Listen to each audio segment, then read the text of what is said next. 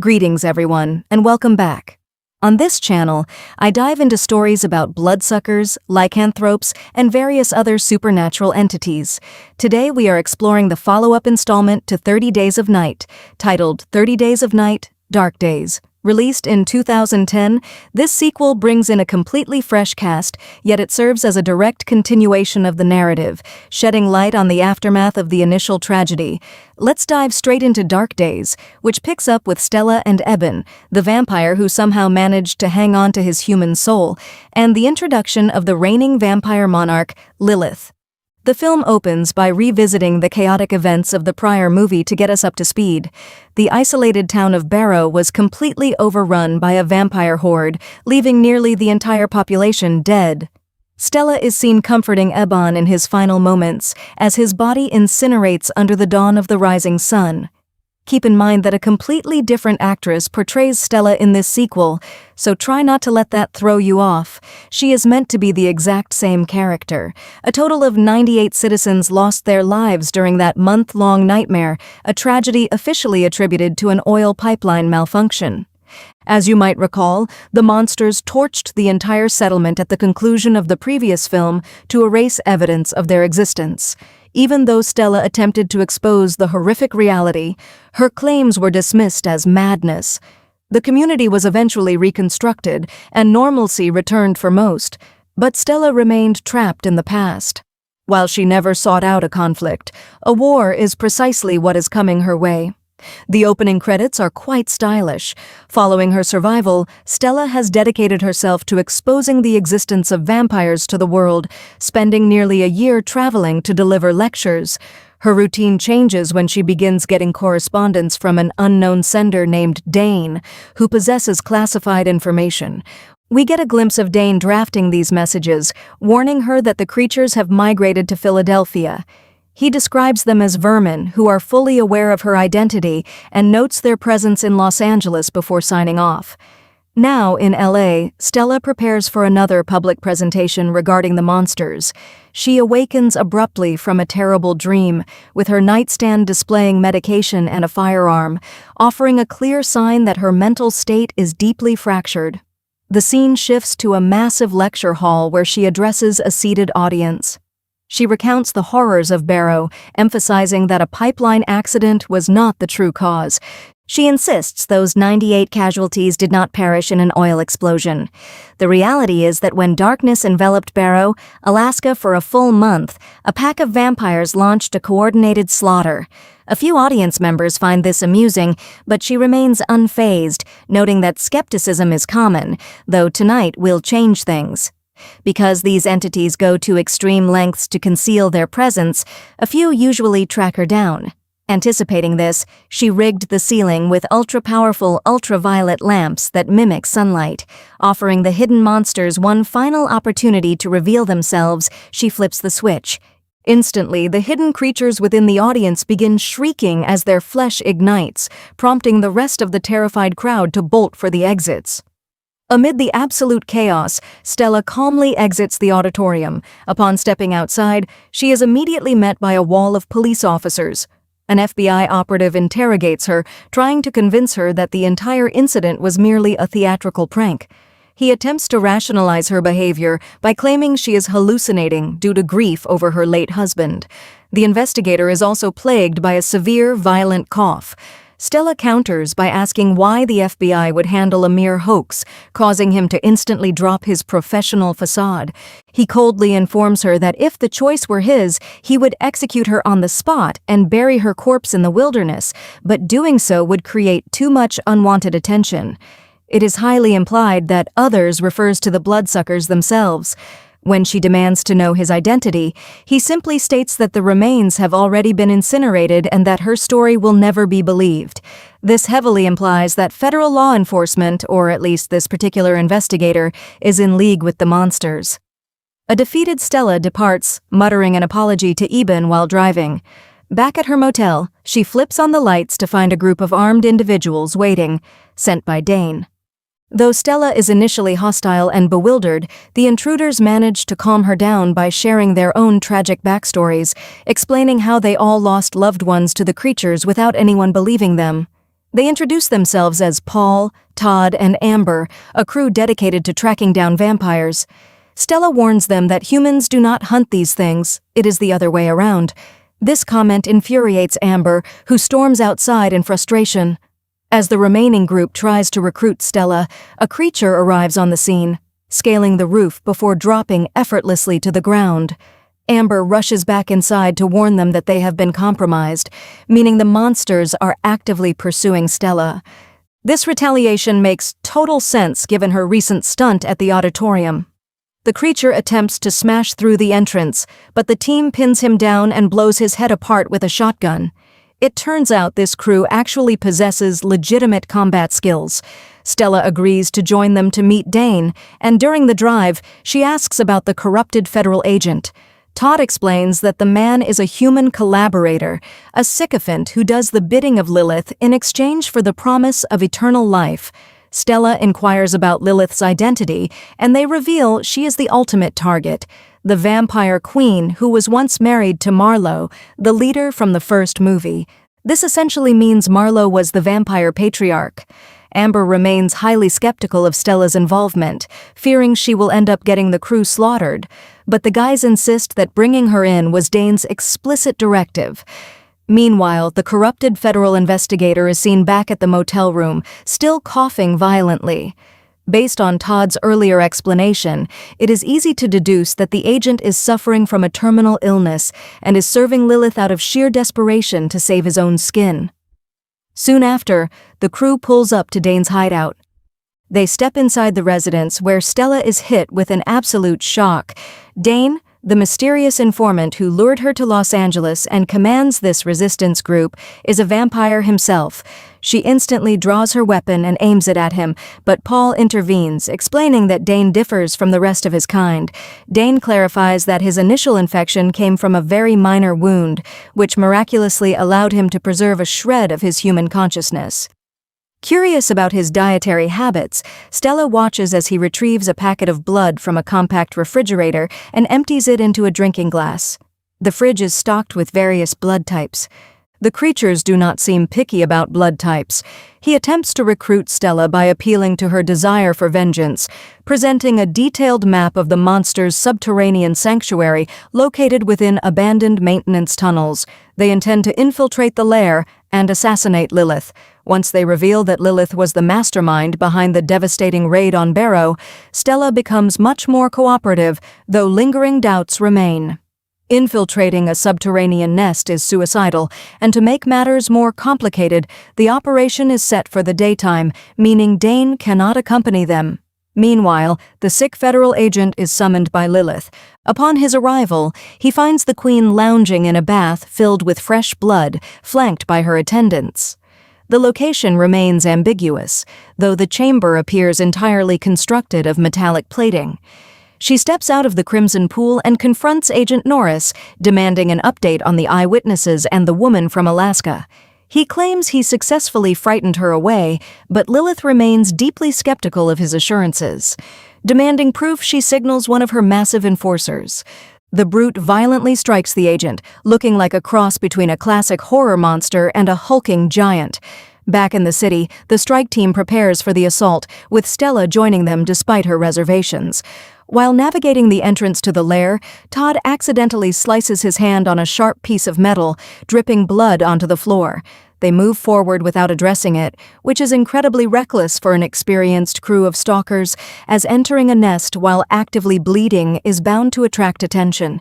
This mistake is almost certainly the reason they are compromised. As they delve deeper into the dark passageways, Amber begins losing her nerve, complaining that the situation is deviating from their standard protocol. She attempts to retreat, but finds her path blocked by a lurking creature. A swarm of vampires ambushes them, forcing the squad into a desperate retreat down the corridors. During the chaotic skirmish, Todd is bitten, and their ammunition runs dangerously low. They drag a wounded Todd along and manage to find a secure room reinforced with a heavy steel door, which they lock. They are temporarily safe from the outside threat, but Todd's transformation is already underway. We know from the previous film that the transformation takes only a matter of minutes. Individuals with immense mental fortitude like Eban can resist the urge briefly, but total loss of humanity is inevitable. Todd begs Paul to end his life. Paul holds a blade over him but cannot bring himself to execute his friend. Dropping the weapon in despair, he desperately begs Todd to fight the infection, but it is futile. Todd suddenly attacks Paul, forcing Stella to step in. She seizes a massive concrete fragment and brutally crushes Todd's skull, letting out a wild scream. Once the adrenaline fades, she confronts Paul, questioning his claimed experience in the field. He defends himself, stating they have eliminated many monsters, but never one of their own comrades. Stella coldly tells him to adapt to the reality of their situation. Amber suffers another panic attack, and when Stella tells her to get a grip before she causes more deaths, Amber draws her weapon on Stella, blaming her for the disaster. Stella stares directly down the barrel, calmly stating that pulling the trigger would be doing her a favor. It is quite ironic that Amber spent so much time worrying about Stella getting someone killed, only to cause a casualty herself. The tension eventually diffuses, and Paul seeks guidance on their next move, questioning whether they should attempt an escape. Stella advises staying put due to their lack of firepower. Stella drifts off to sleep for a short period, and upon waking, she observes Paul inspecting the exit. He opens a viewing slot and spots a vampire, yet he begins opening the door anyway. Just as Stella moves to intervene, she realizes the visitor is Dane. He informs them that the resident monsters have departed to hunt, making it safe to move. They navigate the corridors alongside Dane, who abruptly halts and signals for silence. A moment later, a creature ambushes them, but they quickly shoot it down. Realizing it survived, Stella decides to capture it for interrogation. The scene cuts to Lilith tormenting a captured couple. They are dragged before her, and she uses her bare hands to rip the man's teeth directly from his jaw before kissing him as blood pours from his mouth. Honestly, the sequences featuring the Vampire Queen are incredibly well done. Back at the safe house, the crew tortures their captive by exposing his flesh to a high-powered ultraviolet lamp. The creature refuses to speak until Dane addresses him in their ancient dialect. While the dialogue is untranslated, the exchange successfully forces the captive to reveal critical details. A second assault is planned for Barrow, set to occur when the sun dips below the horizon in 3 days. Realizing the stakes, Stella commits fully to the mission. Dane orders the creature's release so they can track it back to a secondary stronghold. They rig explosives along the perimeter of the structure and bide their time until daybreak. They infiltrate the quiet warehouse, scanning the area until they discover several captives bound to chairs. The location appears to be a livestock pen where the monsters feed. They cautiously approach the victims, who initially appear deceased, though one woman is still breathing. She regains consciousness in a panic, begging for rescue. When asked about the monsters' locations, she frantically responds that they are everywhere. Before they can react, Amber accidentally topples a bucket, alerting a creature lurking in the rafters who drops down on top of her. The impact causes Amber to drop the bomb detonator. The squad is instantly surrounded by a horde of vampires, prompting Stella to shoot opening slots into the corrugated roof, creating barriers of burning sunlight that hold the monsters at bay.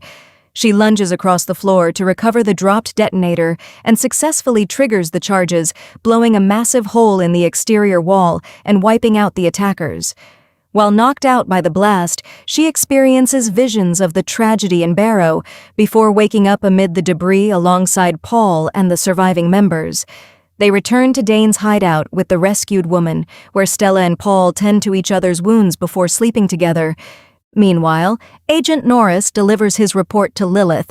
He informs the monarch that Dane is the turncoat assisting the resistance, noting that he tracked them directly to Dane's base.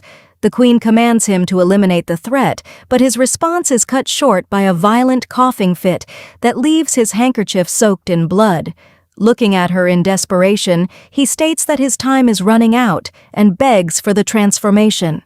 After a brief pause, she commands him to prove his worth. A terrified, weeping girl is seen restrained on the floor as Norris approaches her. Steeling himself, he pins her down. Despite her struggles, he overpowers her and bites deep into her neck. The visual of her flesh tearing under his teeth is incredibly gruesome. He drinks deeply from her neck while still in his human form, waiting for the queen's judgment, and she appears satisfied with his savagery. She approaches the kneeling agent, slices her own wrist, and allows him to consume her royal blood. The vampiric infection can be transmitted via blood consumption, a bite, or even a scratch. This explains why Marlowe ordered his pack to ensure total eradication of the townspeople in the original film, as they wished to prevent the accidental creation of rogue vampires. Back at the safe house, the group attempts to question Jennifer, the survivor they rescued. She recalls being transported on a vessel loaded with corpses, with select victims brought ashore to serve as food. When asked if the queen was aboard, Jennifer notes that her memory is hazy, but believes she was present. She adds that she recalls seeing military vessels nearby. Before they can gather more information, a heavy pounding rattles the front door. The group tenses up as Dane cautiously moves to inspect the entrance. The moment he slides open the viewing port, a bullet strikes him directly in the head, killing him instantly. Although these entities possess remarkable regenerative powers, they cannot survive catastrophic trauma to the brain. Standard body wounds are entirely different, as evidenced by the captive vampire surviving multiple torso shots earlier, which would easily heal after feeding. These monsters are completely unaffected by silver, garlic, crucifixes, holy water, or stakes to the heart. The only reliable methods for termination are direct sunlight or decapitation. Following Dane's sudden demise, the survivors flee through the rear exit just as the front door is shattered, revealing a newly turned and augmented Agent Norris. The group scrambles into their vehicle and manages to escape. They escort Jennifer to the harbor to see if she can identify the vessel, and she immediately recognizes a massive industrial container ship. This realization explains why the Queen's quarters were metallic and lined with industrial piping, and it mirrors the ship seen in the first movie. The creatures utilize these vessels as mobile command centers. It makes me wonder if Lilith was actually on board that original vessel during the first massacre. They instruct Jennifer to take the truck and flee as far as possible, while the remaining trio prepares to infiltrate the vessel. They cannot allow it to make landfall in Barrow. Paul suggests contacting maritime authorities, but Stella dismisses the idea, pointing out the absurdity of reporting a boat full of vampires. They creep closer and witness sentries loading bodies onto the ship. Waiting for a lapse in security, they slip inside, where they immediately witness a group of vampires uncovering a heavily charred corpse. One of the monsters takes a container of blood and empties it directly into the mouth of the dead body. Within moments, the burnt flesh rapidly regenerates, restoring the corpse to full life.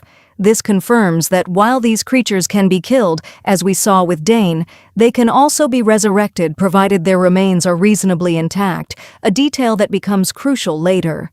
The monsters disperse, allowing the squad to navigate deeper into the vessel's interior.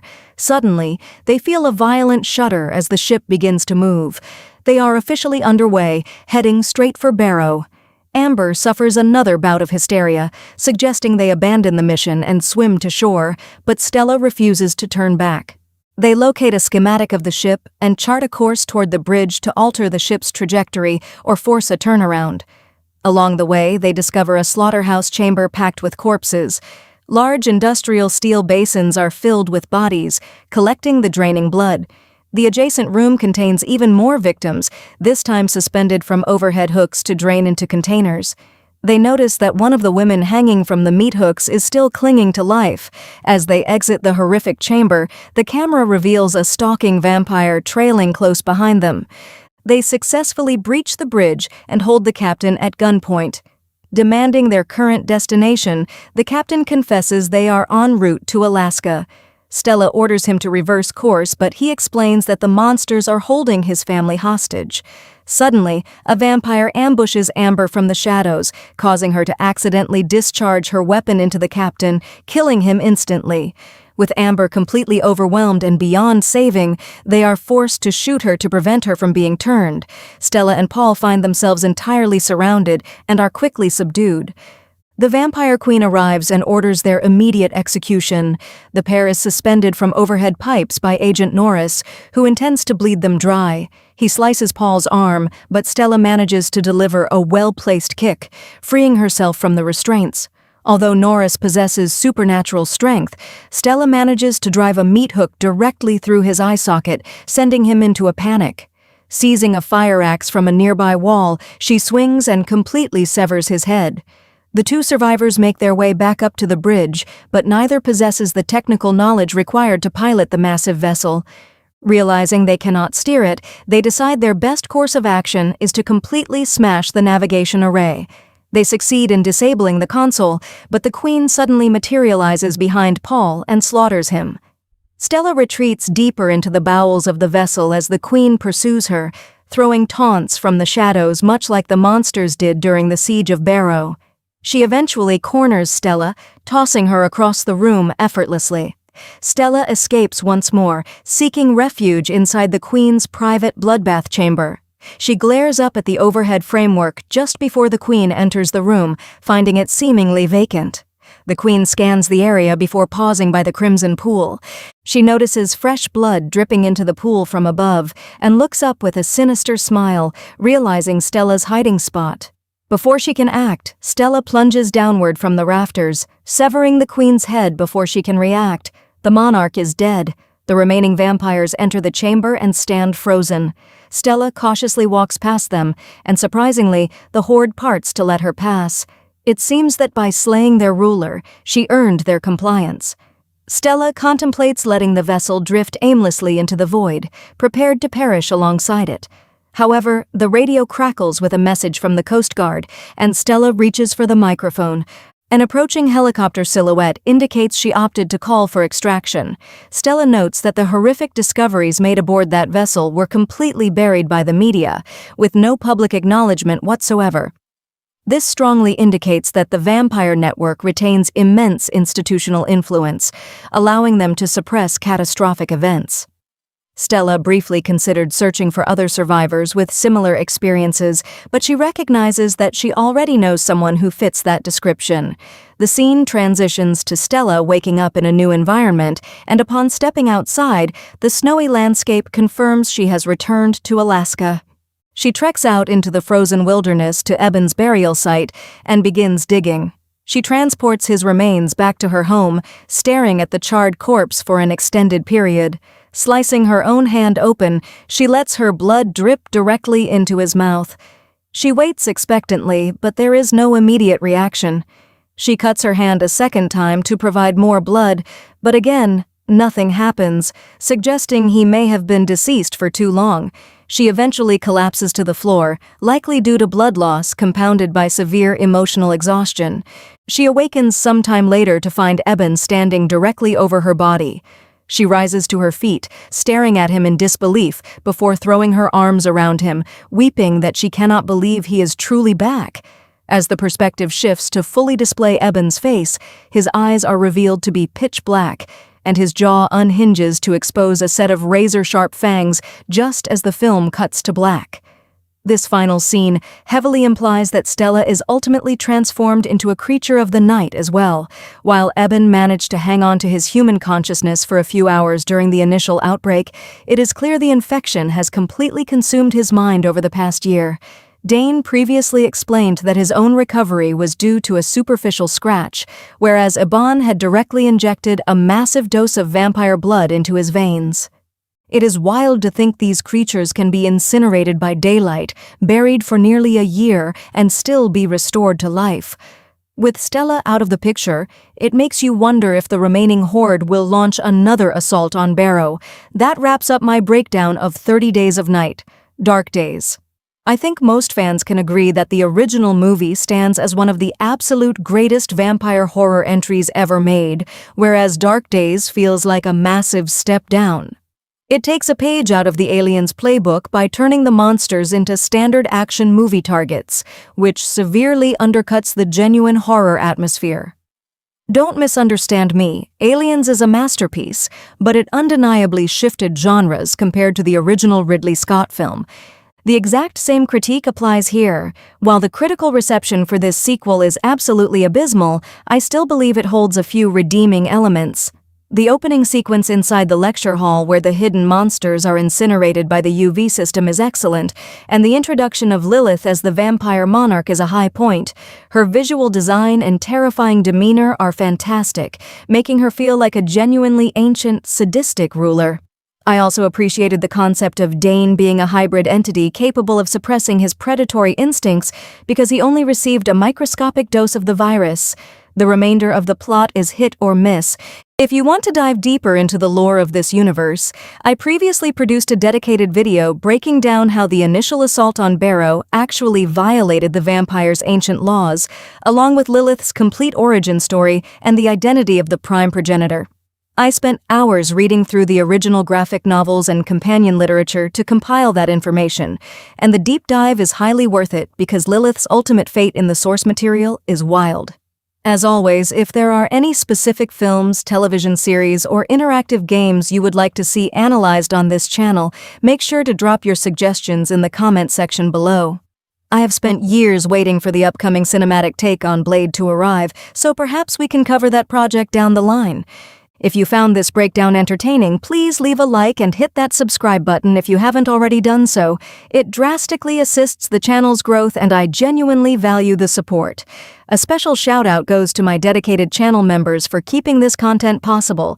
Thank you all so much for tuning in, and I will catch you in the very next upload.